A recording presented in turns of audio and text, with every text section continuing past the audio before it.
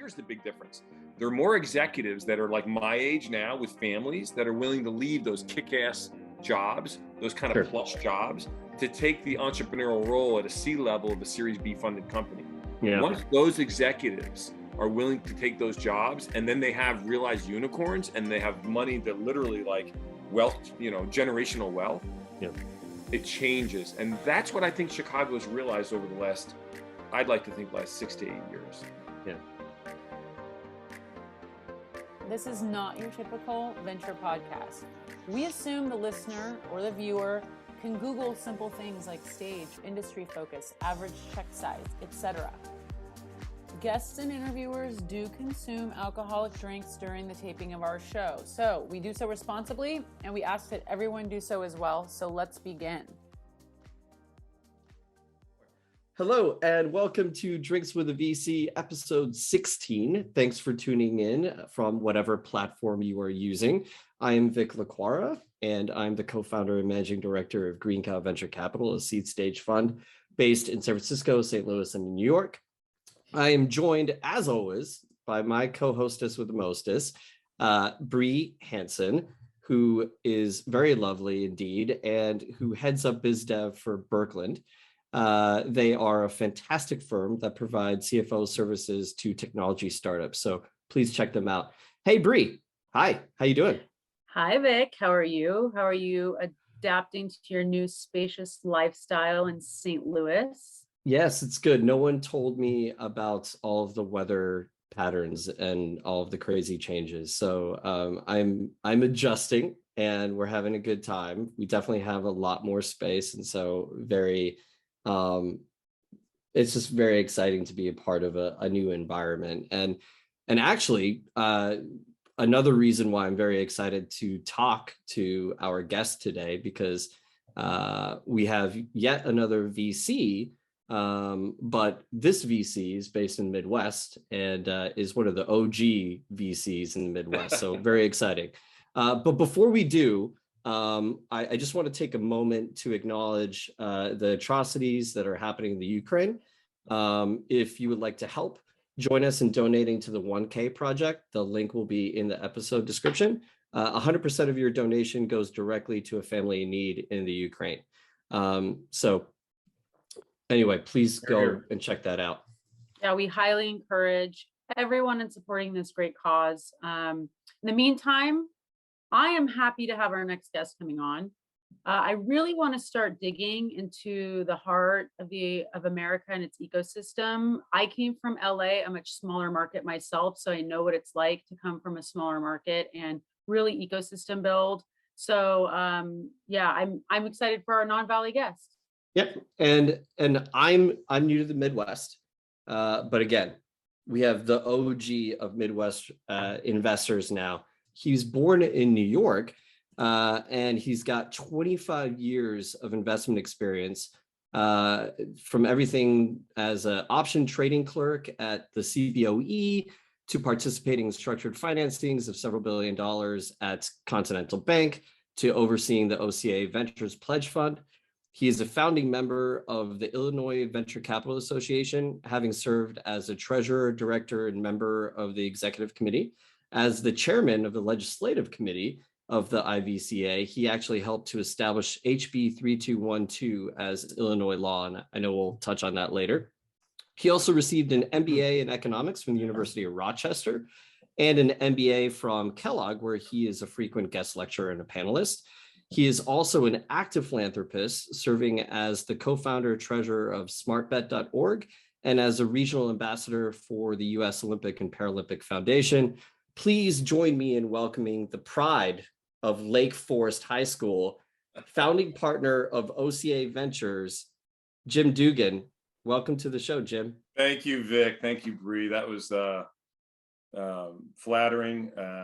I appreciate it very much. Happy to represent the Midwest. I'm sporting the Pioneers because, as you may have seen, Saturday night, Denver won the National Men's Hockey Championship, and thought that'd be pretty cool. My son actually committed to go to Denver this weekend. I think he wanted to see how the championship game went. Yes. But, Happy to represent the Midwest. Pride of Lake Forest. I don't know about that.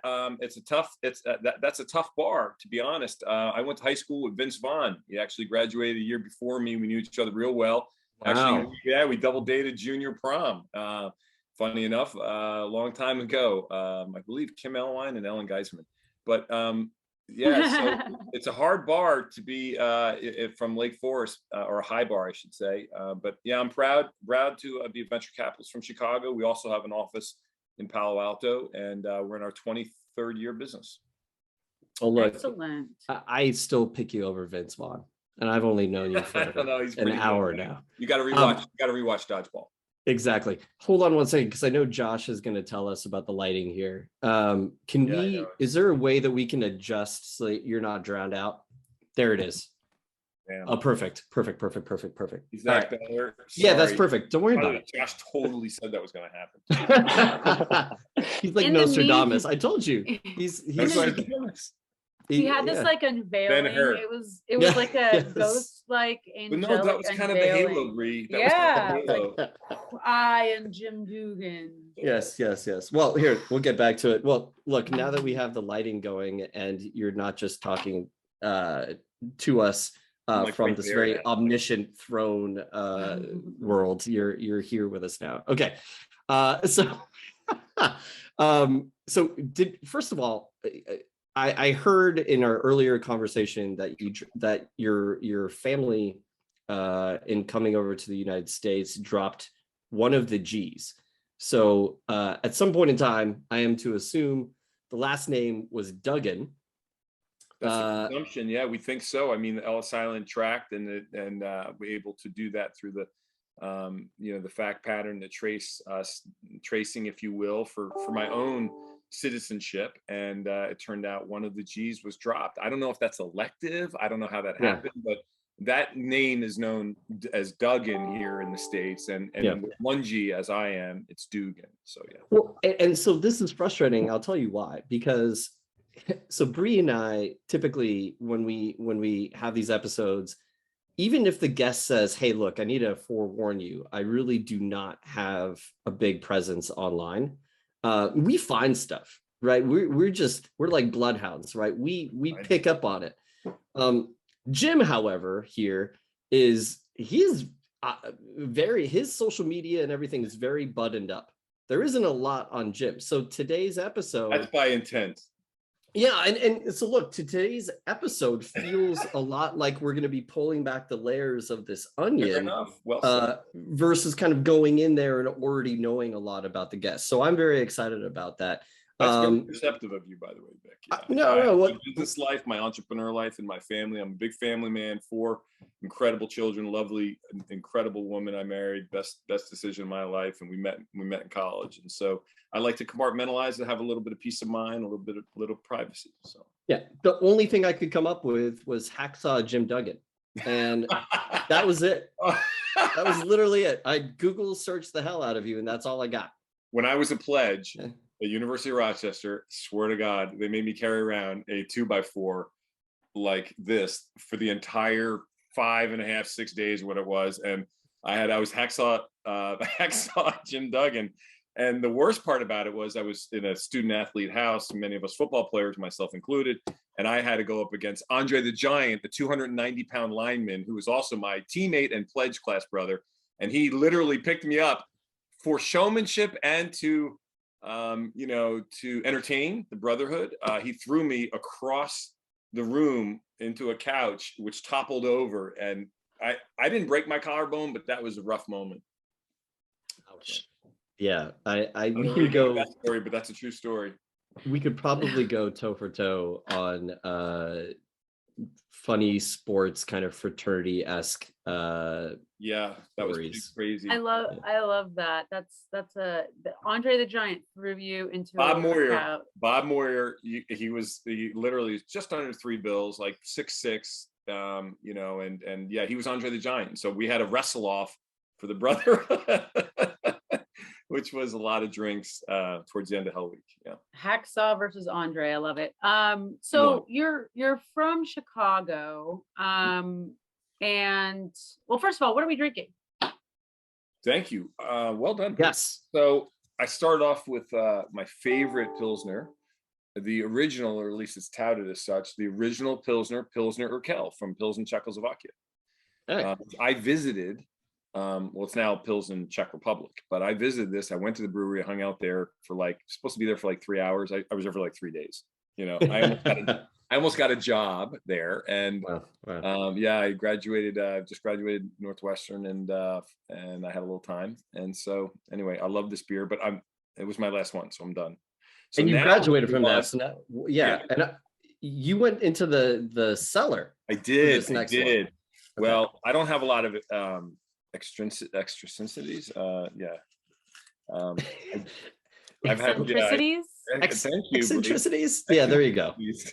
I don't, but I did. I was thinking about it. What's the right thing? I was looking at an Opus because I like the old world, new world coming together. I was Midwest VC, bridging the gap. We do have our office now in Palo Alto, 5 years, or this is our 5th year.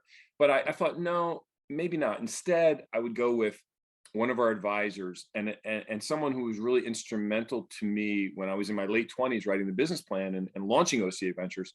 This was a guy who was a technologist. He was from the capital markets. He was at the time, the CTO of UBS, Union Bank of Switzerland.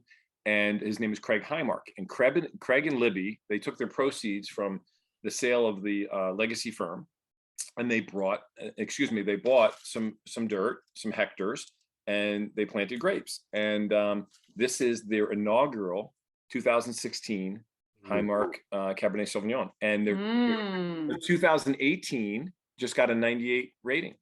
Wow. Nice. It should be peaking right now. Nice, because I want Highmark Cellars to get its acknowledgement. There are only 225 cases. So for the last 15 years, Bree and Vic, they've been selling their grapes to Lewis, Randy Lewis, Lewis. They've been selling their grapes up market, if you will. Sure. And then they just decided to come out with their own label, 5-6 years ago. So we're going to open this in honor of Craig and Libby Highmark. Fantastic. Right. Let's do that. Let's find out if it's any good. It should be. I mean, it's good. It's a 7. Yeah. Almost. Good. No, it's 6 years. 6 years. It's real good. This is not the first one I've had. So So he knows. He's got the background. While you're unwrapping your wine and corking it, when I think you grew up in Chicago, and when I think of Chicago, look at that. Craig and Libby That's Highmark. Beautiful. That's actually it really is. And they live in Palo Alto. They've been incredible to my 2 daughters, who are both in NoCal going to college. So they've also been great to our family. And he's been incredible advisors since the inception of OCA, literally in the beginning, which is now 23 years. So pretty cool. Very cool. So I was just thinking, when I think of Chicago in the 80s, I think of Ferris Bueller. I think of Breakfast Club. I think of a John Hughes movie. So what was it like? Well, Bree, again, you're that insightful and prescient. John Hughes actually lived in Lake Forest. And so we would basically toilet paper his yard if we didn't like the movie. So no, John Hughes lived on Lake Road, which was kind of famous, if you will, if you're from the North Shore of Chicago. But all the Breakfast Club, 16 Candles, all those movies. So, and Ferris Bueller's Day Off. It was great. I mean, it was a wonderful time. Chicago was in that, I would call it the Renaissance, if you will, emerging, and really from the Industrial Revolution going into technology and financial markets, and particularly the Chicago Board of Options Exchange, Chicago Board of Trade, of course, which was corn, cattle, et cetera. But the options exchange, the derivatives market, was really an emergence for Chicago at the vanguard. And that's really when my family, Vic, as you said earlier, I'm a New York, New Jersey family. When we moved, it was because my father actually got into the options derivatives business. And that was in the early 80s when I was in middle school. And so anyway, for what it's worth, there was an incredible time in Chicago. You had Ryan Sandberg and the hapless, hopeless Cubs, but beloved, if you will, and they were doing their best. And of course, then in '85 with the Chicago Bears winning it all, best defense ever to play, was incredible. And me and my high school buddies would actually go over to Hallis Hall after our practice and watch them finish up sometimes. So it was pretty cool. Leave The it to, by the way, Bears. go the Bears. The Bears. The Bears. So leave it to the Chicago based VC to be our, probably the most enthusiastic athlete and fan of all the crowd that we've had. And we've had a lot of VCs actually on the show that have had ties to athletics, relatively strong ties to athletics. Not to detract a little bit, but what role did athletics play throughout your upbringing and into sort of your mentality and your approach to investing? Yeah, that's a great question, Vic. It's multi-layered, and I appreciate it, even in the short time kind of hanging out here, just picking up on some of my personality. I mean, I think it was formative, no doubt about it. I loved competing, and I loved the team orientation of that. I loved working hard towards common goals with others and practicing and grinding. I was always a gym rat. I didn't mind the work. I didn't mind, the suck of the gym and the hours you had to put in. And I like winning. I like competing. I think there's something about it, man. I'm a competitive guy, and I have been since I'm young. I'm the youngest all boy Irish Italian family. Yeah. And I thought my name was like Jimmy Get This until I was 13. I didn't know shit. And the other thing was I had a fight for attention. And, when I was on the playing fields, both in high school and in college, I was able to, showcase some talent. I was able to play with others and, towards that victory together. And it's not coincidental that I would become an entrepreneur and a founder of a firm, which ultimately relies on teamwork. Yeah. Venture capital is a team sport business for sure. Yeah. I mean, the entire structure of compensatory, portfolio, diversification, et cetera, of all your partners and teammates. So without getting too long-winded, there's no doubt that I became an entrepreneur because of the many things that contributed in my life, but certainly student athletics, one of them. And also having a wife who was, one, a lot smarter than me, and two, also a competitive student athlete like myself. We actually met in college, and she was a cheerleader, which she said, debatable sport, without question, it's a sport. But so that's pretty cool, isn't it? No, that is actually so that's very cool. So here's the thing. I think all three of us would say, so actually the two of us would say that our significant others, cheers, by the way. Cheers. Highmark Vineyards. And yes, like the OCA swag. Look at that. Nice. I love it. Nice. I love it. I like the OCA swag. I want to thank Glenn Chimkus, Cardivi, and DocuSign for sending these to us. Thank you, Glenn. So it's funny because you and I would both say the same things. Our wives are smarter than us. I know for a fact, knowing Bree's significant other, that she's smarter than Daniel. So that's fine. Poor Daniel. But Daniel's happy. Every guy, it's okay. Guys want to outkick their coverage in life, and yes. So we help cover the bases. We make you smarter by being with you. Exactly. Yeah, absolutely. So look, I mean, both of our wives, we definitely outkicked our coverage. I haven't even met your wife, but I think the way that you glow about her clearly says a lot. Do you feel like Laura and I haven't had a kid yet? Maybe never. Who knows? We'll see. But best wishes. Do you feel like meeting your wife was your greatest triumph, or do you feel like having the 4 kids was your greatest triumph? Neither. Sophie's choice. Yeah, neither. No, I want to know. No, neither. Getting her to go out with me. She rejected me entirely through college. Oh, wow. She wouldn't date me. She was University of Rochester, upstate New York, right? She was an optical engineering student. I was in, she said, what engineering are you? And I said, EE. She said, what? I'm like, eventually economics. I love it. Right. So she's like, and I don't date football players. And I was like, you're a cheerleader for the team. What do you mean you don't? Look, how does that even compute? And so she basically indulged me, with conversation, and she was sweet and everything, but she was really not interested. So it was the perseverance. This was like the hunt, the first venture. This was like the entrepreneur I was tracking. And, so eventually She went out with me, and it was very, very sweet, but not serious. And then a couple of years after college, we were both planning grad school. She was in Philly, going to go to Wharton, applied to University of Chicago. I was headed to Kellogg, Northwestern's business school. And we had an opportunity to go out at a wedding and reconnected. But in any event, that Nancy is a remarkable woman. She's raised 4 incredible children and helped me be the best version I can. And I say this to you not just to be like, cute about her or something. I mean, she's just a remarkable person. And she worked briefly for the DOD. I mean, this is a woman who has just got remarkable qualifications, and she's raised 4 kids that are really, really talented with my help, but really she's been the lead.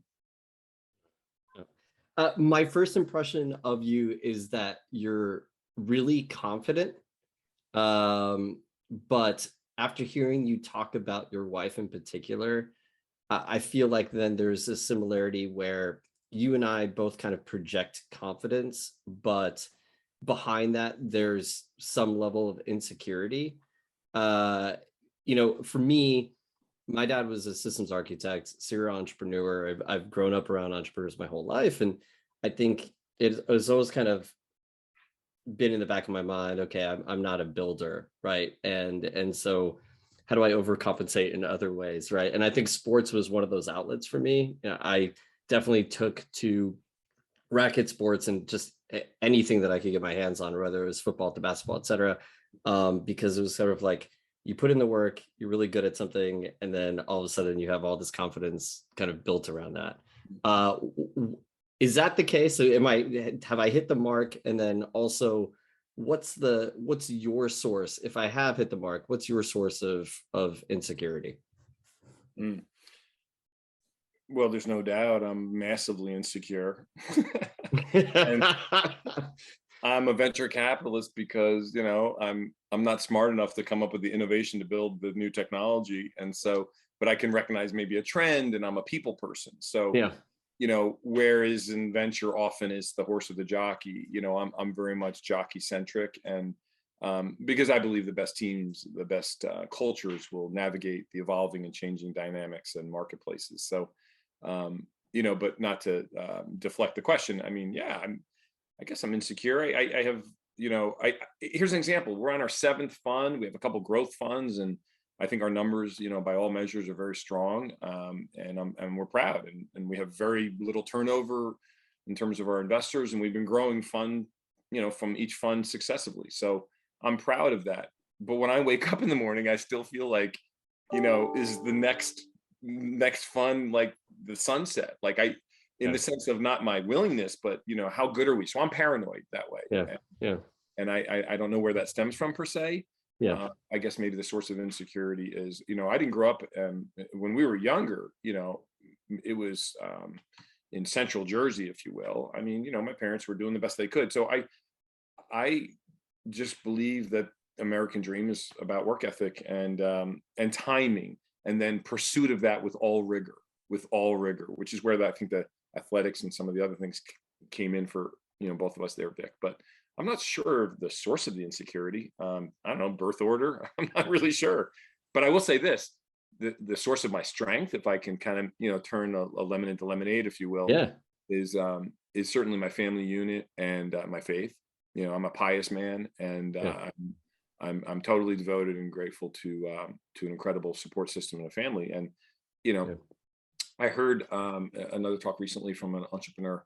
It's really stressful to manage a business every day. And that weighs on me, it weighs on you after a period of time, right? I mean, there's no question about that. So you have to learn to endure and gut it out during the lean times, and strong support system helps, man. So I want to go back to your birth order. You're the youngest of how many boys? There's 3 of us in total, and there's 2 older brothers. Okay. Older brothers. Okay. So by Irish Catholic standards, they were kind of, they were a little slack. I ask a lot of my guests, do you know your Myers-Briggs, your Enneagram by any chance? My Myers-Briggs, I did that. I did the Myers-Briggs breakdown. I'm top right. No, I don't know where I can't remember. Is it a score or a quartile? All I remember is they said, I remember it was entrepreneurship was on it. I do remember that. You're like an extrovert, intuitive. I have higher No. EQ than IQ. That's for sure. That's Which I'm not interesting. ashamed. Which You I'm and me not both. ashamed. Yeah, which I'm not. I'm a better poker player than I am a coder. Well, so that's interesting. Yes. You know, when did you discover? I had an aha moment when I realized I wasn't going to be like my dad, and that I was going to jump into the business side of things. Did you have an aha moment where you realized, okay, I'm not going to be a builder of technology and services, but I'm going to be a builder of this fund that is then going to enable the next set of technologies and services? Yeah, totally.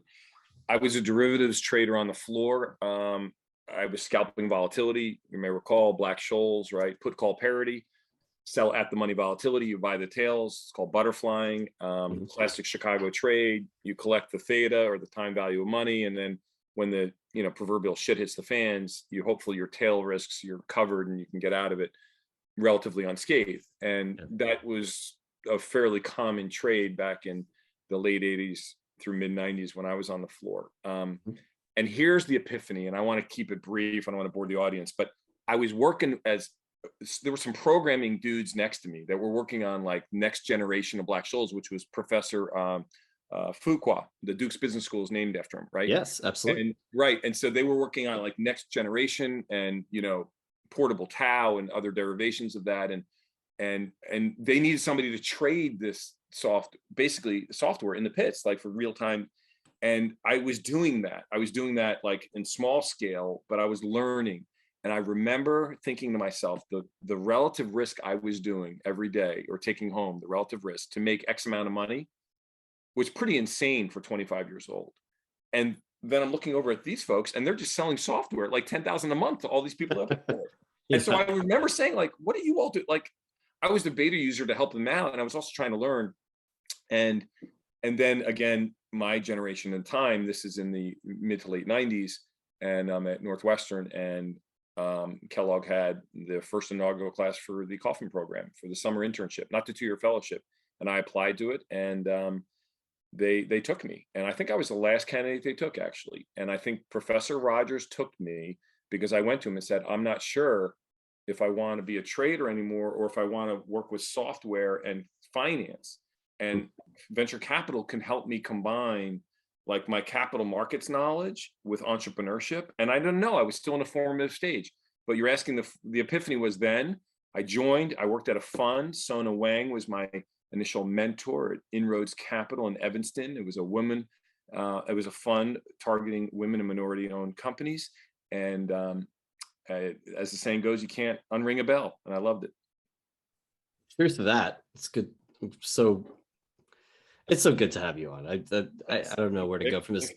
That's also, cheers. Sorry, but that was the that was the 1 minute soliloquy. But you asked. No, I think it's really a very interesting story. And by the way, at this point, I do have to wine's good. Tell all of our viewers and listeners that Jim might be the only guest to already have outdrunk me on the episode. Sorry to out you like this, Jim, but I feel like I'm actually proud of that because this wine is not. I would also like to say Highmark Vineyards, another plug for my. Yes, Highmark Vineyards in Napa.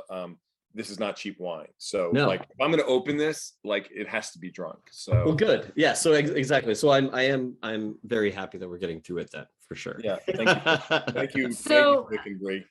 I want to go back to something you mentioned earlier about you like to play poker, you like to read people. Where do you think this ability to read people came from? Socialization, experimentation, and being willing to walk in different crowds. And that's helped me as a VC, but also in life. And I've told my children, as now 3 in college this year, and my 4th about to go to Denver. Go Pioneers. Go Pioneers. Go Pioneers.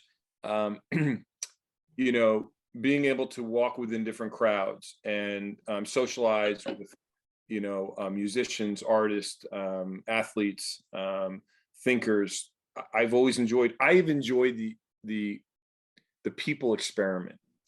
I love to know what makes you work. Even in our kind of green room and spending some time together today, previously, I want to know about you as much as you were asking me prep questions, right? I mean, it's just like, I enjoy understanding people. And I think that has helped me to understand and get a better sense of their sincerity or lack thereof. And then I think also it's a practiced art. As a trader, you could learn. And then as somebody who plays poker competitively, you can certainly understand what is it, 27 signs of lying, those kinds of things. So, there's the element of instinct, practice, and pedagogy. But I like it. And that's what I love about VC, by the way. I love working with people towards these big challenges and problems. And it's probably why, even as our firm has grown, and now we have a growth fund, and which does Series B and Series C and even Series D, I gravitate to the very early stage, pre-seed, and seed. I still love that the most. I don't know what it is about that. I love working at that earliest stage of the nucleus of the idea to bring life and energy to it. It's totally invigorating. And at this point in my career, I'm fortunate that I can have the opportunity to do those deals that I want to. We're going to jump into the deals in a little bit greater detail here in a few minutes. I want to go back to kind of your personal life and talk a little bit about the people that you admire. It is a very diverse group of people that he listed out. And if I may, Jesus Christ, Presidents Eisenhower, Washington, Reagan, Obama, and Grant, Fisher Black and Myron Scholes, you already mentioned them, Nelson Mandela, Mahatma Gandhi, MLK, Rosa Parks, Charlize Theron, and Frank Sinatra. That runs the gamut of the types of people that are out there. What's the commonality? What's the commonality? What's the thread that all of them have? What is it that you admire the most out of them, those people? Sure. I was hoping that you would proffer a guess. I will answer it if you would like, but any ideas what you think the common threads, just to make it engaging, because you're both really smart. It's not a quiz. I'm just curious, whiteboarded, what's the first three words that come to your mind, both of you? Empathy, passion. Yeah. Passion. Yeah, compassion and passion were kind of like the two there. There's the obvious kind of determination. Yeah, determination. There's this common bond of humanity, right? Yeah, kind of being humanity's champion.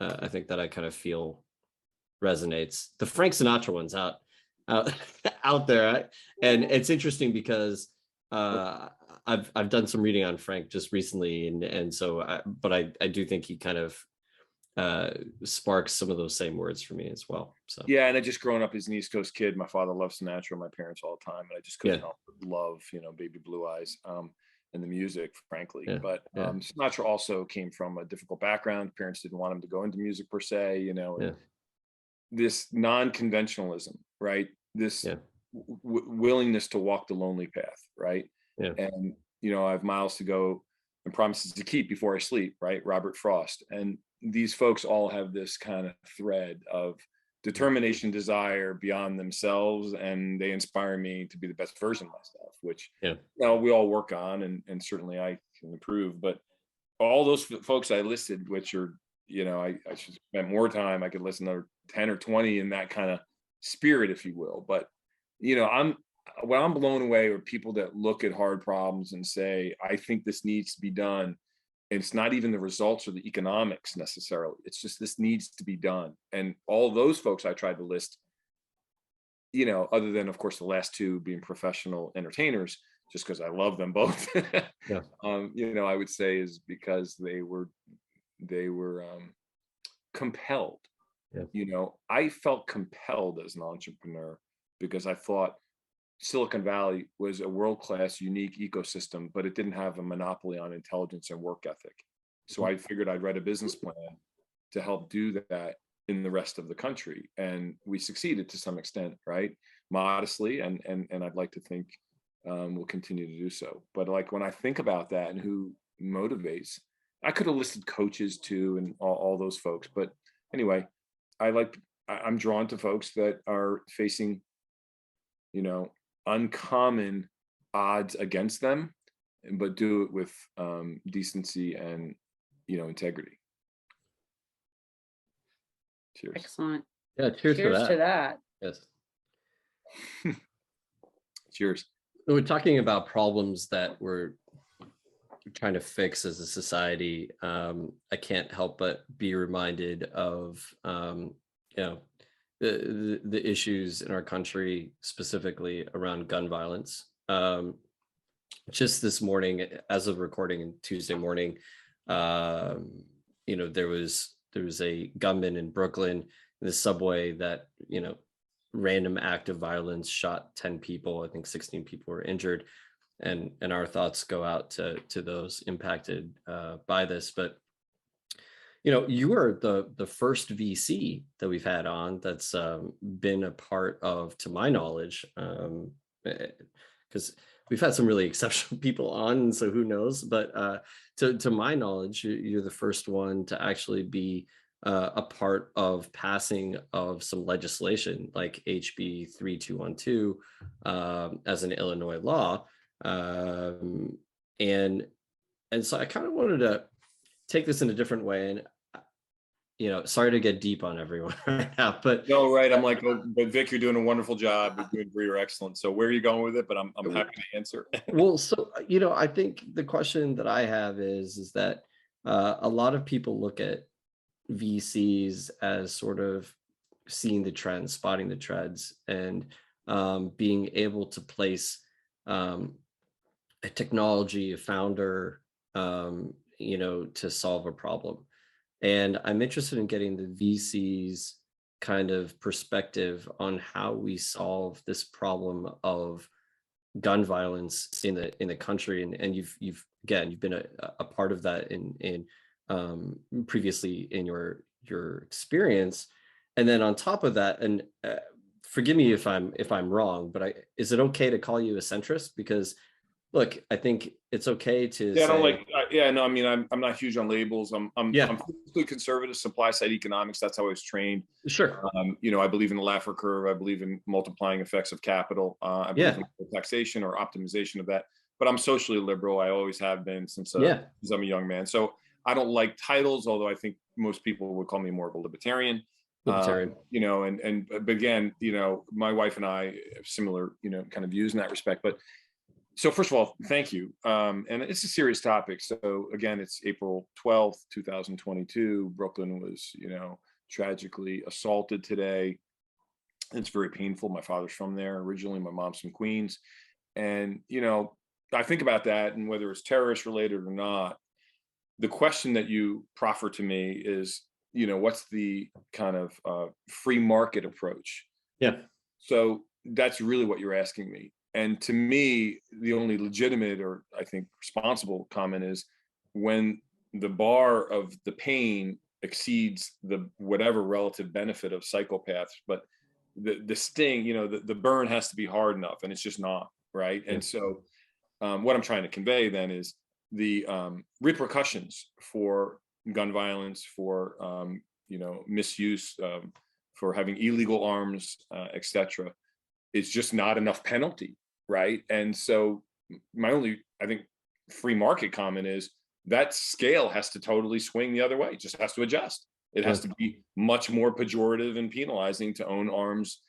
And then as someone who is a FOID owner or a card holder, firearm owner ID card, and have many, I have many armaments, if you will, and I'm not ashamed of that, practice, hunting, etc. I have no issue giving up my personal right to have an assault rifle or a semi-automatic weapon. And I don't know how that NRA or other people are going to feel about that, but here's an example. I have no problem giving up the right, under the Constitutional Amendment to own, automatic weapons. I don't need that. Frankly, I don't even know the argument for that. I'm not in the militia. I'm not, so those two things have to be considered. I just want to make sure to correct one thing. House Bill 3212, which I co-authored with Carl Toma, who was the original inspiration, Thoma Bravo, one of the largest tech private equity firms in the country, an incredible mentor to me, and Robert Finkel and Steve Beitler, who has since passed, rest his soul, and others. I co-authored that. That passed in Illinois. The interesting thing was then Senator Obama and Judy Park-Topinka, who has also since passed away, they both signed off on it. Again, it was when President Obama was then senator of Illinois. But that was related to economics and venture capital and private equity.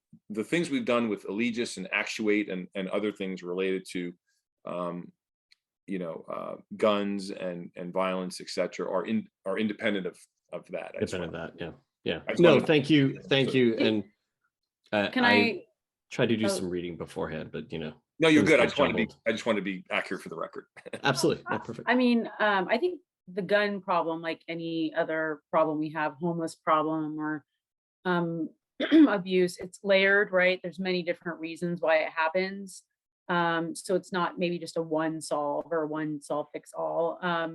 What are you seeing, or what do you think could happen in the technology space that could perhaps help the problem? Is there anything in the startup space? Have you seen anyone trying to solve this problem? Sure. Our company, Actuate, thank you for asking, led by Sonny, an immigrant who left war and deprivation when he was young, immigrated to the US, graduated, became a Marine, served, and then University of Chicago Business School. And we've been an investor in this company, Actuate, which does immediate recognition of firearms in public installs. So think banks, convenience stores, schools.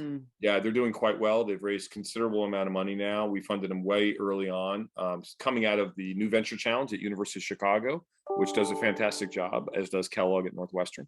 But that company and Sonny, under his leadership, is really remarkable. That's an example of the entrepreneurs that I find compelling. It was a big solution, a big vision, and he wanted to change the world. And economics mattered to make the business work, but this is somebody who's like, this is intolerable.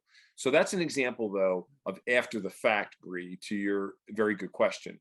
That's kind of post, episodic, if you will, because it's happening, right? So this is immediate response. It may take 7 seconds for the clerk at a 7-Eleven to press that button. It's already been notified. And in that 45-second interval could be intervening life-saving response. Those are the kinds of things that technology can accelerate and assist. But I think what you're asking is kind of preceding an acute incident. And to me, that's data analytics. I mean, again, not to, pick on any state, but, you can go to certain states and you can just trade weapons without registration. And I mean, that's just a haven for the black market. And I'm not incredibly qualified on this. So let me be clear. And I want to be respectful to those who spend a lot more time, but there are too many ways around gun ownership and gun exchange. And I believe those are data analytics and enforcement, and you're seeing companies address it. But we do need legislation to reinforce it, right? So it's not entirely a free market in any respect. As you said earlier, Bree, it's multi-layered, and that's totally true. But you need legislation to reinforce it. But we can fix this. I mean, you can't just go to a gun show, someplace out east and just exchange and be done with it. I mean, felons can do that literally now.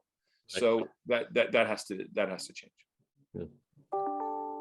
Let's switch gears a little bit to another problem. Certainly during the pandemic, a lot of brown and black women lost their jobs, and a company of yours that you had seeded, correct me if I'm wrong on that, but that you had seeded. And co-led the seed and the A, but yeah, they've raised a lot of money now, but yeah. That's right. And they've been in the news quite a bit for putting together a program called Raise. And I'm, of course, talking about the Mom Project. From my research, it didn't really sound like the typical venture investment when you were first approached by Allison Robinson. And Bree alluded to sort of your superpower, or your self-stated superpower of having a high EQ and kind of being able to read people. what was it about Allison, if I may, that you saw in her that made you want to invest in something that was sort of kind of not the typical investment at the time? Great. Thank you, Vic. She was compelled. This was something she had to do. She felt when she was at Kraft and in the innovation lab, when she had her first of 2 children, now she just had her third, her baby daughter. But when she was having her first of her 2 boys and she was at Kraft, she was actually, coincidentally, she was working on the Huggies, or the diaper campaign. Funny, right? Yeah. And anyway, she also spent a little time through her own, I think, frankly, intrigue with the innovation labs over there, which is great. And she could not understand why her full-time role or a version of that wasn't necessarily available. But she was cohorted with the innovation program, so she was able to kind of ideate and think about ways to build. And she did. She came up with a program, and Kraft kind of liked it. And she said, "Can I take it to some others just to see?" And she did. And after she got 2 more Fortune 500 companies, is when I met her. And I felt then, as I do now, that Allison Robinson is an example, like Chris Gladwin of Clever Safe and now Ocient, or Glenn Shimkus, or many of the entrepreneurs we've been blessed to work with. That's why I'm in business. I mean, honestly, it's almost emotional for me. But it was not the easiest underwriting, because it was kind of like Jobs Board and Match.com come together. Right. And there was some AI, there was going to be layers of AI, and we were going to have like, a lot of, predictive indexing and AI. But at the end of the day, this was some algo matching up for job opportunities. And we didn't know if it was going to be a big enough technology differentiation. But ultimately, when we decided to do the deal, we said it will be tech innovation, but it really is going to be the vision and our market presence and our niche in the market, which is actually not a niche. It's a very big market. Very big market. Yeah. Right. Yeah. And anyway. Yeah. And clearly that conviction that you had in Allison, others adopted very quickly. Serena Williams is also an investor. Quick aside, have you met Serena Williams? I have not. My wife, Nancy, is a huge tennis player. She's like, I want to meet Rafi Nadal. She has a crush on Rafi Nadal. Yeah. Serena Williams, right? Actually, she said to me before COVID was breaking out, because Serena, right at that time, we had a board meeting coming up. She's like, will you bring like a tennis racket and advertise? I was like, no, you can't do that. What are you going to do? Go to a board meeting and be like, Serena, sign the swag? I mean, what do you do, right? Yeah. So, but no, I have not met her in person. Allison has, and Serena has been an incredible spokesperson for the Mom Project, her daughter Olympia, and for what we represent. It's a progressive company, but it's a strong economic proposition, and that's the key. It makes sense. It's important for the women out there to hear it.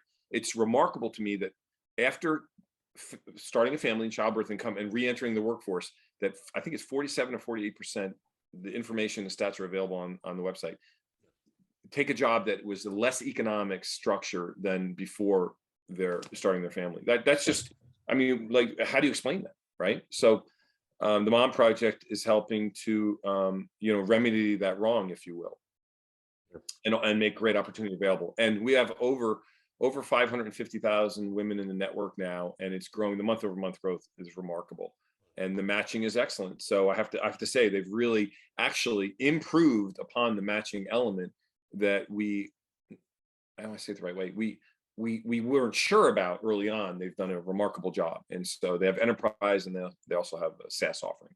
Right. By the way, for everybody that's listening and watching, we will put the link to the Raise project in the episode link, so that part of the Mom Project visit. Right. Yes, which is part of the Mom Project overall. And thank you for bringing it up. Check them out. Yeah, absolutely. I appreciate that. Absolutely. Absolutely. One thing I really like about you, Jim, is that you have a big heart. I find that people who are really good competitors, it comes from the heart. That's what makes them so competitive, is, You win because it's coming from here, but you have a huge heart. And I love that you're involved in not only startups that are trying to change the vibrational energy of this planet and do better, but you're putting your own personal time and money into it. So I really appreciate that. So cheers to Bree. you. Yes. Cheers. Thanks, Bree, and thank you, Vic. Thank you. It's very gracious of you. My parents would be proud. Appreciate that. Absolutely. There's a lot of work to be done. I mean, there's a lot of work to be done, right? And so, maybe segue, and I'll turn it back to you for kind of next question or thoughts. But I mean, when you get to my point, so I've been in business now. I started relatively young, didn't have a hope and a prayer, frankly, but I had a lot of sweat on the brow and energy. And we got it launched, had some success early. We were able to roll out funds and then continue and grow. But 23 years into venture now, like it's the startups like the Mom Project, right? Or Prisidio, or Ocient, that I love to work with, or Hubley out in your neck of the woods, or Alembic, both, San Fran companies. Oh, love Alembic. They're a client. Oh, yeah. That's right. Alembic. Yeah. They are very fond of Burkland. You guys have really helped them out quite a bit. So thank you for that. And they're growing, exponentially now, which is exciting. We call Lloyd Purple Beard because he's got this like amazing purple beard. And I've been to his house. Have you been to his house? Lloyd is OG. He's so OG. That is exactly what I was gonna say. He's OG. That's the only way to describe him. Lloyd doesn't have to work. Lloyd's children's don't have to work. I mean, he is such a stud, and he's gracious, And his wife is so cool and creative. They're a power couple. They really are. And but I actually, you talked earlier about Midwest and kind of the values, and which I appreciate. That's what I really like about, California, whether NoCal or SoCal, it's the Bay Area, that vibe and energy level of building. Lloyd doesn't need to do this, but he believes it's the right thing to do for social graph intelligence, social graph, monitoring and valuation and time series data and analytics. I mean, this is what he thinks should be done. And he's, first of all, he's completely right. He's on trend, and he's also very timely. And then we have Hubley, which we recently did with Mucker. Hubley's kind of, given the success that Mucker had with Service Titan, you look at what Hubley's doing for RAAs and CFPs and financial planners, there's some comparability to that. But I mean, Lewis is an example of an entrepreneur who struggled for the first 3 years of his product. We did a seed round. No, I guess it's an A round. Let me be clear. Yeah. We co-led an A round with Mucker 3 years after the seed round. And think about that for a minute. Yeah, particularly in today's world of venture, that's not typical. No, totally not. And one of the reasons we did it was because Luis had learned some really tough lessons and got knocked around on the product side before he came to it, which goes to the earlier comment, Bree, you said of, the heart, which was very gracious. And I appreciate that very much. But this winning spirit, this guy needs to do it, and he's showing it, right? And not to be promotional or talk the book, as they say, on our portfolio, he's actually showing it now. And I think it's because we see in him, or at least I saw in him, that he just had to do it. And I love that. That's the most fun adventure. Yeah.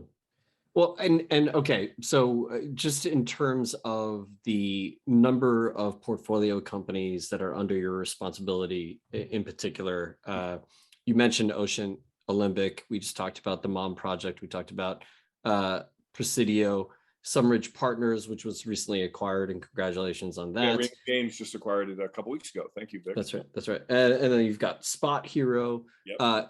The list goes on and on. Obviously, you don't want to be pigeonholed into just being a Midwest investor. You have investments in Silicon Valley, LA, New York, all across the country. But I think what I find so prolific about your involvement is that a good majority are based in the Midwest, whether it's Indianapolis or Chicago or St. Louis, like Balto Software, by the way, and Placer. And so OCAs, you all are very prevalent in the Midwest ecosystem. I don't think that's purely coincidence, right? I think you're actively focusing on nurturing the ecosystem here. You in particular, you went to high school in the North Shore suburb of Chicago, and you're only an hour away from where you went to high school, probably not more than 20 minutes away from where you went to business school. There's something about Chicago. So what is it about Chicago that makes you want to build this ecosystem there? And what about, and you're really one of the few people I can count on, like a hand, that have been there from the beginning and the inception of the startup ecosystem in Chicago to where it is now. Can you talk a little bit about what is about Chicago that drove you to stay in this area and put your anchor down? And then really sort of how has that ecosystem evolved in the last 10 years? Sure.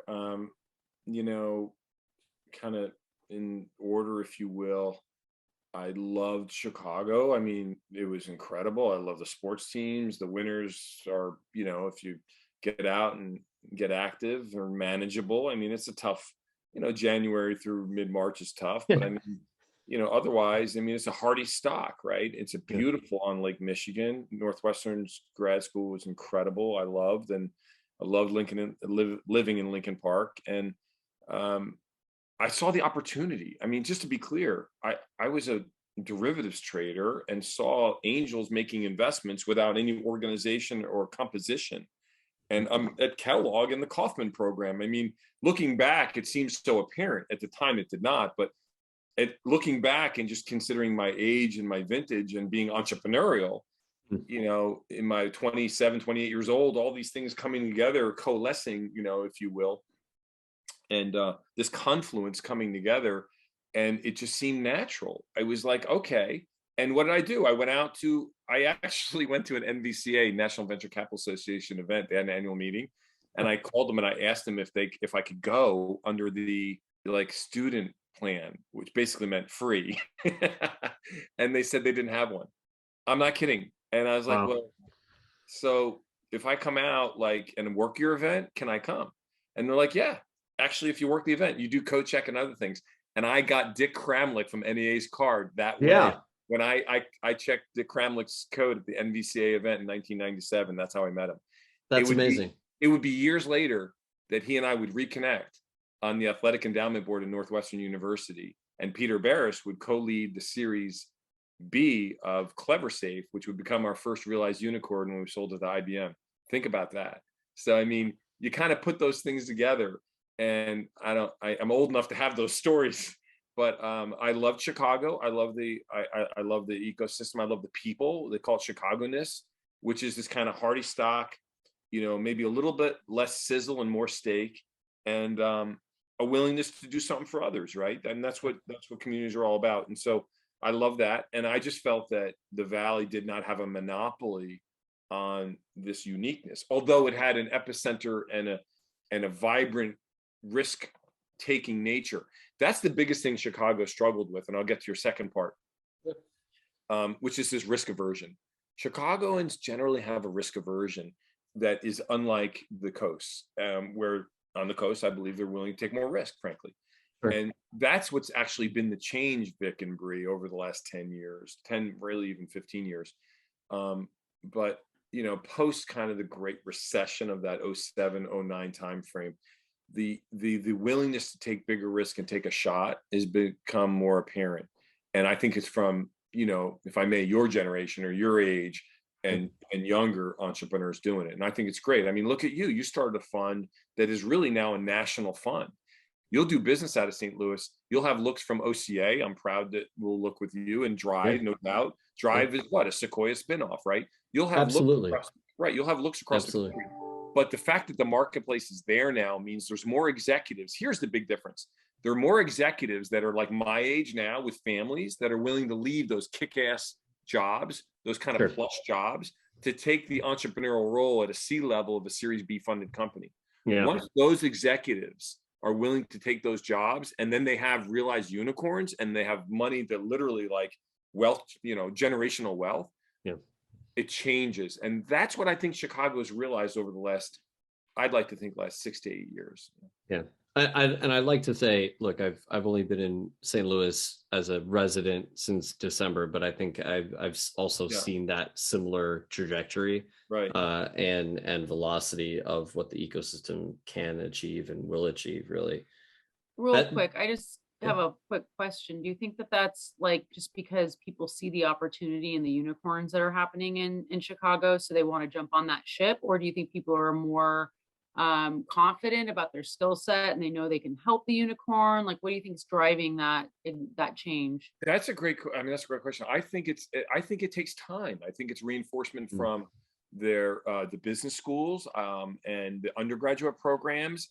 I mean, when I like guest lecture at Chicago or Kellogg or something, it's no longer like, what do you do? It's more like, oh, how can I get involved? Like, it's a process. It's an educational, demystifying process. And now parents of those young college and grad students, parents like that are my age, have experienced this, and they're encouraging, their offspring in the community to consider it. So I mean, listen, what do I know? Mine is just, the specific experience I've had, but I just see that people are more willing to consider the risk and their skill sets that they're training and preparing for. And that's certainly the case. There's much more technology coming out. I mean, look at Illinois Institute of Technology, of which, by the way, I'm a trustee. I didn't even go to school there. I have no affiliation with Illinois Institute of Tech. It's like a mini RIT, or, look, there's MIT and Caltech, right? Sure. And then after those two, you've got Rochester Institute of Tech. I went to college right down the road at University of Rochester. And then here in Illinois, I don't even really have an affiliation with IIT, but I'm a trustee because I believe in what they're doing. They're stamping out engineers. It's amazing. Boom, boom, boom, boom, boom. Well, and I'd be willing to bet that they sought you out too, right? And they said, look, we need to build this ecosystem. And in order to build this ecosystem, we need to bring investors into the ecosystem in a way that's not just kind of on the surface, but someone who's deep down, they're rolling up their sleeves and they're getting their hands dirty with it. Yeah, the portfolio, right? And CleverSafe, we had a lab there for a while, and CleverSafe was, really the big unicorn of its day in 2015 and 16. So in database enterprise storage, right? And now their next company, incidentally, which we're a co-lead with Graycroft, is Ocient, and they're DAS. So if you have Snowflake and Databricks and Yellowbrick, and the Snowflake leading the pack, we're at the ultra large scale. So think kind of 25 petabytes and above to exabytes. We're ultra large scale in milliseconds. So billions of lines of code of data in milliseconds. And so without kind of promoting the company per se, that's the next generation. And that's in Chicago. But it all began in a lab. Chris Gladwin, the founder, is from MIT. He comes to Chicago and he's like, where do I go for the engineers? IIT. So back to your earlier comment, Bree, I think it's a combination of skill, will, and now familiarity. Demystifying this kind of cloak and dagger venture private equity world is now all of a sudden more tangible. Whereas I think in the Valley, all the way going back to Jim Clark and Netscape and all the way even predating that, you all have been growing up with that, right? I mean, it's part of your DNA for both of you, but for my children, they're learning it now. And so. Two quick asides. The first quick aside is Cameron Kramlich and I went to high school together. Really? Cisco University. Yeah. And so the one interesting side. And then the other, I kind of feel like, the university system. So University of Chicago, Northwestern, they have been quicker adopters to this mentality of work, and support your students with great mentors and great case studies of how, you can be successful where you're at. Probably more than even Southern California at this point for me. Even at times New York, like I kind of feel like in a lot of ecosystems, being a founder is kind of sexy and new, right? And this is like the thing to do, and it's almost like a birthright versus, hey, you gotta fucking work at it. You gotta.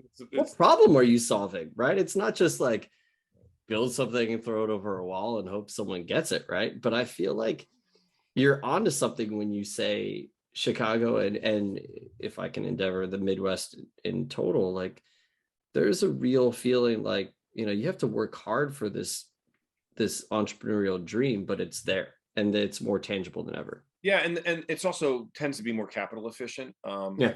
because of the competitive nature of capital versus what I'll coin it more the surplus of capital on the coast. Um, NEA actually, Peter Barris had commented, and you may see either on their website or otherwise that their highest MOAC is from the Midwest and multiple invested capital. So that speaks to both return and potential, but also denominator of capital exposure, right? So listen, you know what? We may not be as glamorous about it, but if the MOAC is there, then it's compelling, and that's alpha. And at the end of the day, my job is alpha. Yeah. So we take pride in that. Now, having said that, we are a national firm. I mean, you know, roughly half of our deals are in the Midwest, and the other half are on our coastal regions. And we're looking for world-class entrepreneurs. I mean, if I have any pitch today, it's like OCA is all about the entrepreneur, right? And the big opportunity. And, you know, that's what's fun for me now. It's also this next generation of VCs, right? Yeah. This crop of like 28 to 40-year-olds, 36, 37-year-olds, and they're all chomping at the bit. They all want more capital. They're all doing deals. I can't even keep up with them. And I've actually come to the realization that, yeah, it's like, this is a young person's grind, you know, because, and I love it. I love what I do for a living. I feel blessed to do it, but you got to just be on it constantly. And that's exciting. Yeah. So, okay, Jim, you are 6 months and counting away from being an empty nester with Nancy. What are you doing when the kids are out of the house? First of all, I just hope she keeps me around and doesn't throw me out. It's a freaking big ass house. I mean, I will say that's the one thing.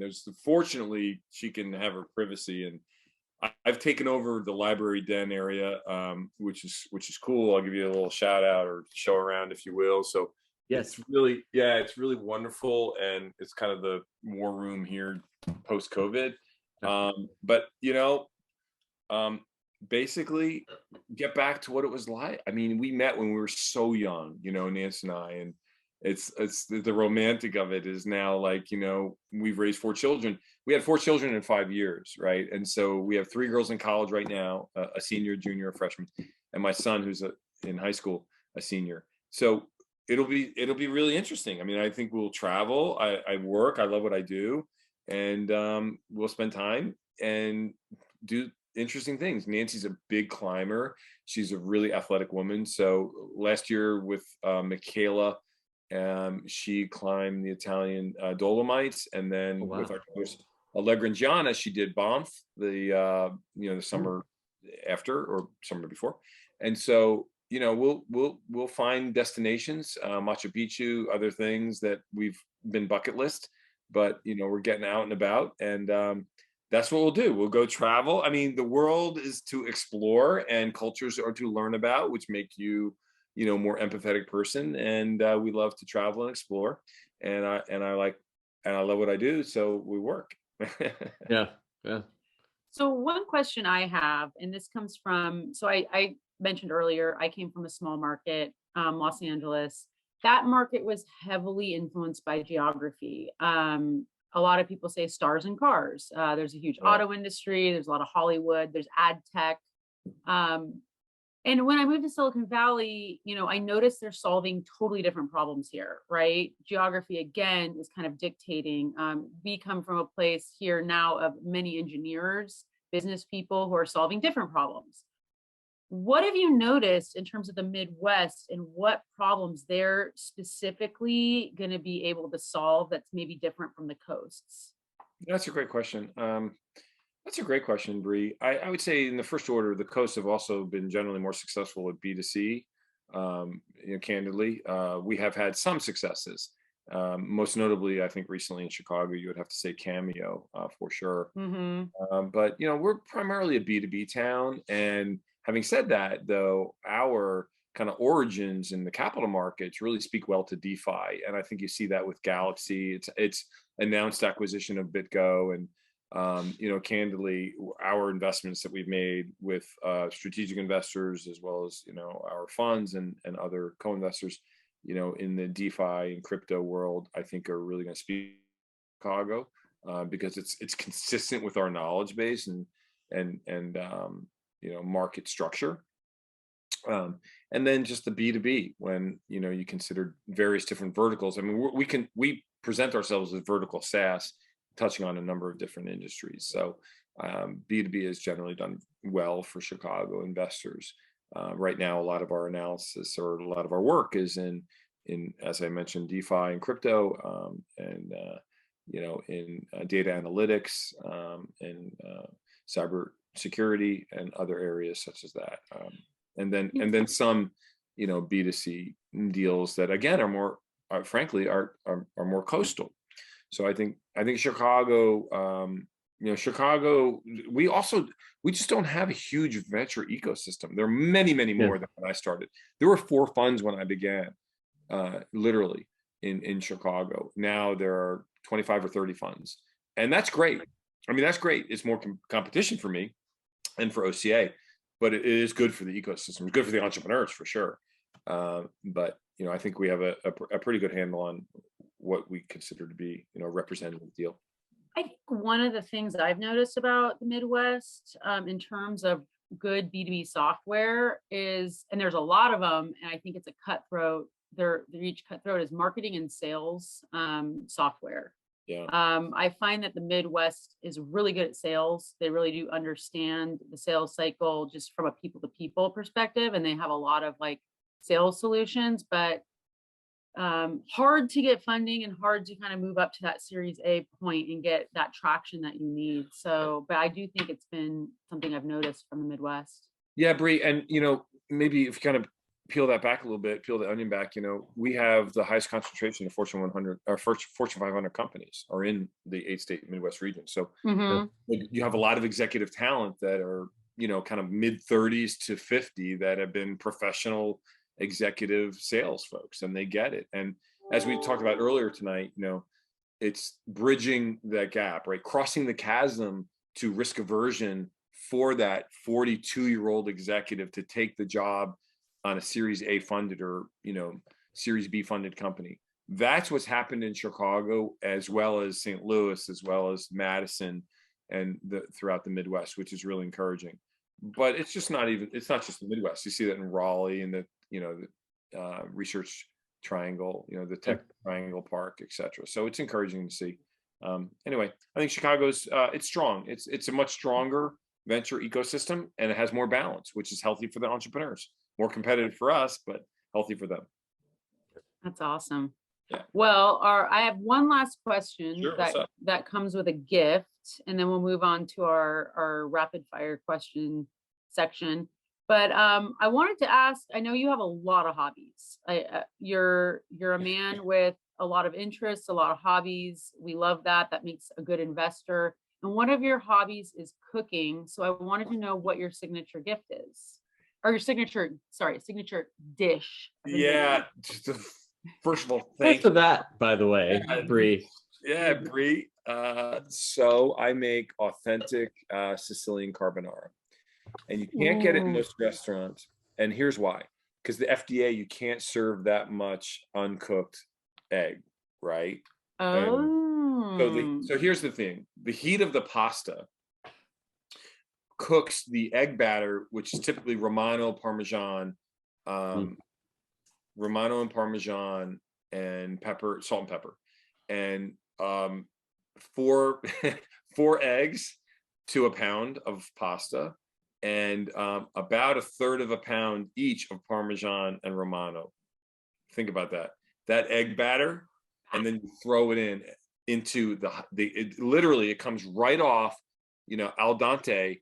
Strain it and throw it right in, and then you have of course, your skillet with olive oil, pancetta or bacon, if you will, and then garlic, a lot of garlic, and that's skilleted down. You throw that over right now. Yeah, that is, and it's got vermouth and white wine in it.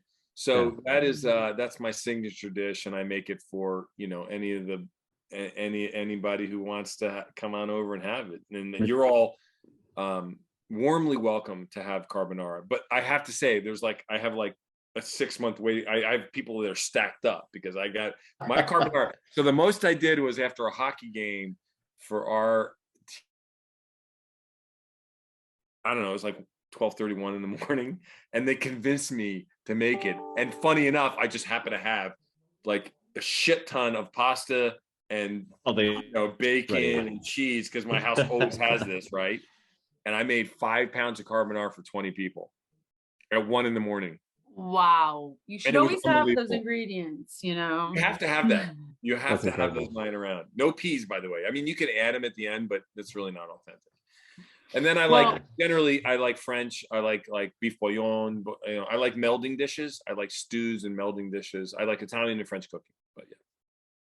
Well, that's awesome. We got into cooking and wine. Obviously, that's how we started this podcast over the quarantine. So one of our gifts that we wanted to give to you today as a thank you for being on our show is a gift certificate to Quilleen, which is a website that will send you all the ingredients and then have a cooking class for 2. So we're hoping you and Nancy can have a little cooking class, make something together, have some wine. So I'm going to send that to you right now. It's being thank you straight into your inbox. So we're just so happy to have you. Thank you, Bree and Vic. You didn't need to do that. I enjoyed this. This was really engaging, and we'll talk at the end. I really want to say thank, but you didn't. That's really awesome. Thank you. I will enjoy it for sure. You are our pleasure. Very, very welcome. And I will just say this. I want to plug Burkland again. They don't ask me to. Bree never asked me to do any of this plugging, but Burkland is really amazing at what they do, and they have people like Bree, like Josh in the background, like Ren, that care about their startup clients and care about connect with individuals that are going to help them on their journey of entrepreneurship, and that signifies what Burkland's about. So please do, if you're a startup out there listening to the podcast, check out Burkland, because the CFO services and all the ancillary things that they do are really fantastic, and you should check them out. Okay, so now we're off to the last bit of our podcast of today's episode, Jim, and it's called 5 Questions, Bree and Vic. This is something that we've done in our previous podcast. I feel like Jim might be not only the only guest to outdrink me on an episode, but also I don't know about that. I kind of slowed down a little bit, Vic. You got he slowed down. Okay, but I knew you were going to ask me the tough questions at the end. So, but you did your research, and you listened to. All right, let me tell you this. Other Time episodes. Mark, which is like a massive monster. I'm 40%. All right, I've got like 60% left, so I've got to leave that. Okay. Yeah, this is okay. So the Trefethen Sauvignon Blanc 2019 is 13.8% by volume. Yeah, this is like 15.8. This is like the legal limit of wine. Yeah, you're right there. I am halfway done with this bottle, so we'll see. Okay. All right, what do we got? How much do you each weigh? I'll do a calculation over here and see who's drunker. I'm 2 bills on the It's got 40 on me, but that's okay. That's fine. Okay, look, so anyway, so as we always do, every one of these episodes, we like to ask 5 questions, and it's based off of Chuck Klosterman's book, Sex, Drugs, and Cocoa Puffs, but we've adapted the for our means. So are you ready to play 5 questions? I am, and I have no preparation, just so you know. I did not see this, so I'm totally cold going in here. Well, they're very customized per guest. So here we go. Bree, do you want to start us off? Sure. It's the year 2050. Are you living in the metaverse or on a colony on Mars? Colony on Mars. That's some harsh realities. Metaverse, you could technically be living in a castle. Mars, you're with Elon Musk. So but I mean, that's pretty giving you the heads up. Yeah, if you're going to think about like 30 years out and aspirational for humankind, let's get there. Because let's just be honest, Martian was an incredible book, and even better. It was a great movie. Good job, Matt Damon. Matt Damon's freaking awesome in that. It's a fantastic film. I actually was at the premiere, a premiere of it. It was in his mom's in basement, San but it Francisco. premiered. No, in San Francisco. And In a premiere with your parents. Nice. I believe, and I'm Ready gonna for but Drew Goddard, the writer, was sitting right next to me, and we ended up talking about it for a little bit. Oh, that's pretty cool. That's a seminal work. I mean, and he wrote a follow-up to it too, by the way. So. And I didn't know that. I'm gonna have to I'm gonna have to look this up now. Right. Okay, Bree, you're gonna have to ask the second question. Okay, I'm also. Which would you prefer? Being Tom Hanks in Castaway and being alone on an island, or being Sandra Bullock in Gravity and being alone in space? That's a good one, Bree. Yeah, Castaway, man. Hanks and Castaway. Nothing against Sandra Bullock, and I thought she was awesome in that. No, that's terrifying. I would hate to have that situation. Yeah, because Oxygen, at least on Castaway, like, and especially because he had Wilson. You know, like, at least your shittiest day is you're on a beach and you can harvest some food and you got some fire. So, you know, and he got saved, although that took some pretty big stones to go out against that, you know, riptide. There are almost days I wish I was Tom Hanks on Castaway. Yeah. I mean, it kind of felt like Tom Hanks in Castaway during the whole pandemic, but that's okay. That's fine. That's all right. Okay. We are going to play a very popular version of a game called Marry, Bang, Kill. But Marry, Bang, Kill. Yeah. But this is the VC version called Follow, Co-Invest, and Pass. Yeah.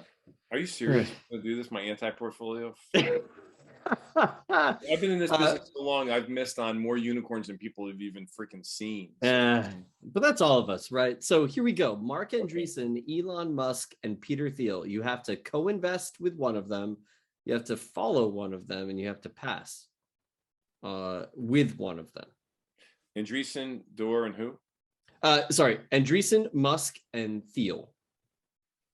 I'll co-invest with Peter Thiel. Man, that's tough.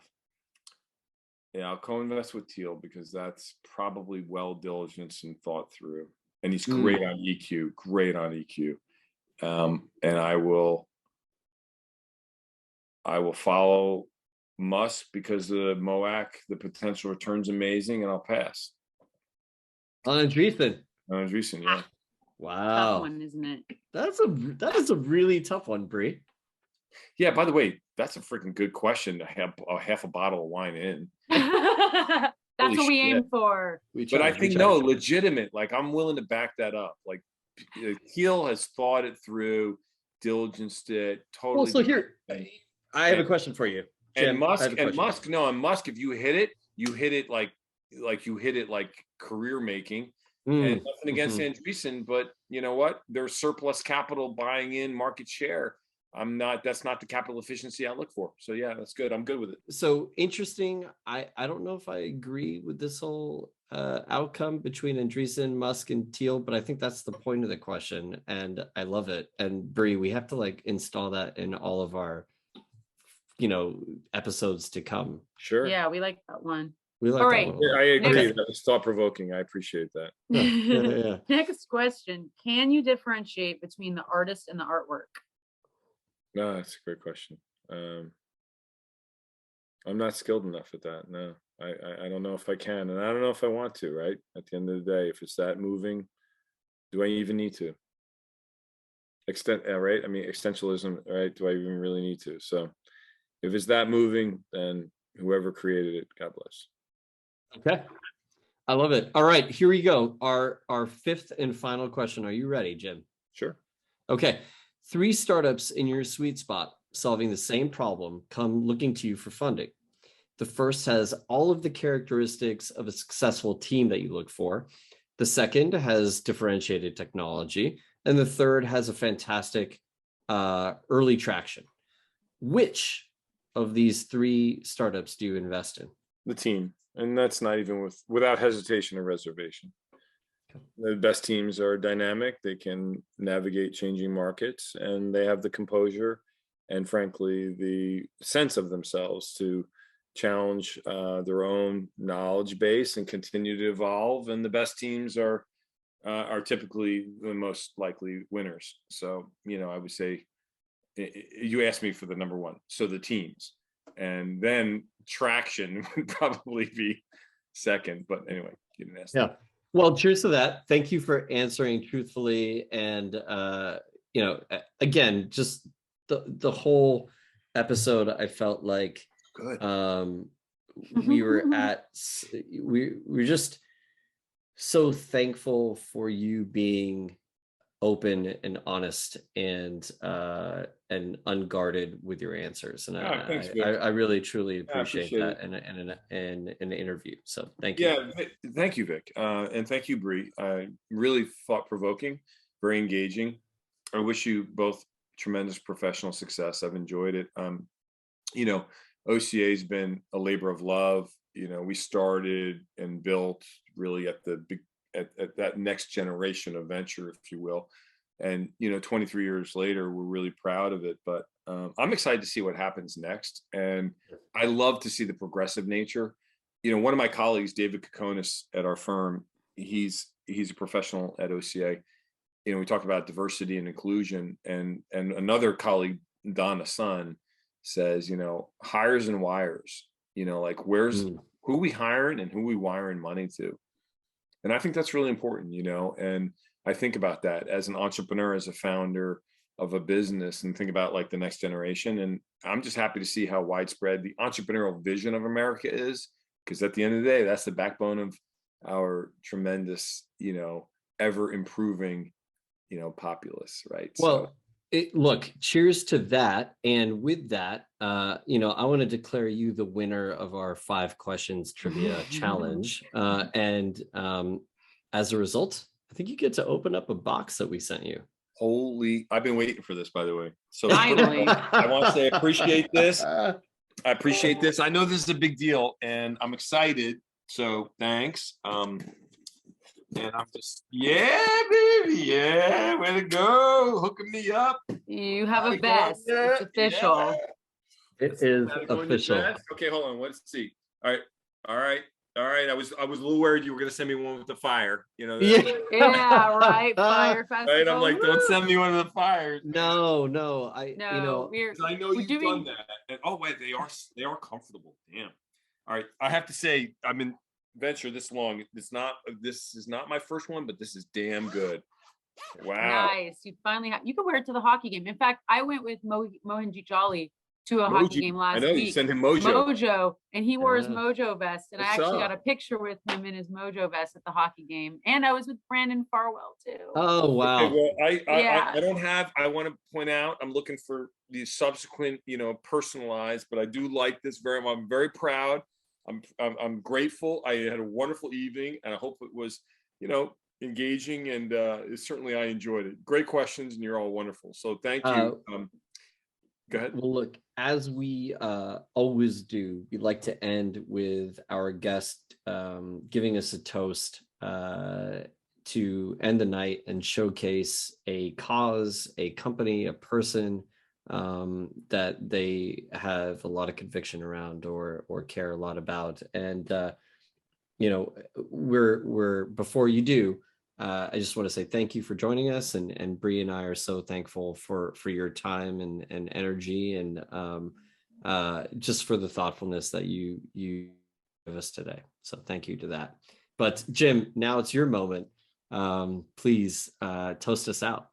Sure, I will. Thank you, Vic. I really enjoyed it. Bree, your questions were spot on, prescient, and thought-provoking, and I enjoyed that. It's really engaging, socializing, and I have to tell you, when I kind of reflect on it, venture entrepreneurship is alive and well. I guess on a toast out, I would say thanks to Burkland. I have really appreciated the professional competency of the firm, starting with the founder, and then my colleague Melinda Moore, and then now, of course, with you, Bree. You've helped several companies scale dramatically, Alembic among them. So I just want to say thanks to your firm.